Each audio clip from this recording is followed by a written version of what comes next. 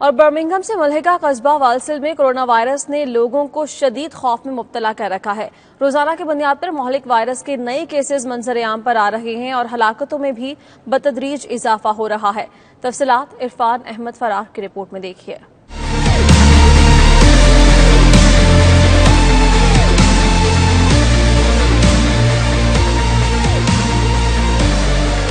Birmingham سے ملحقہ قصبہ والسل، جس کا شمار برطانیہ کے چوتھے بڑے قصبے میں ہوتا ہے، ایک اندازے کے مطابق اس کی کل آبادی 1,72,142 افراد پر مشتمل ہے۔ اس وقت کورونا وائرس نے اس قصبے میں لوگوں میں ذہنی اضطراب پھیلایا ہوا ہے۔ حکومتی اعداد و شمار کے مطابق اس چھوٹے سے قصبے میں اب تک کورونا کے مریضوں کی تعداد 1021 کے لگ بھگ ہے اور ہلاک ہونے والے افراد کی تعداد 178 ہے۔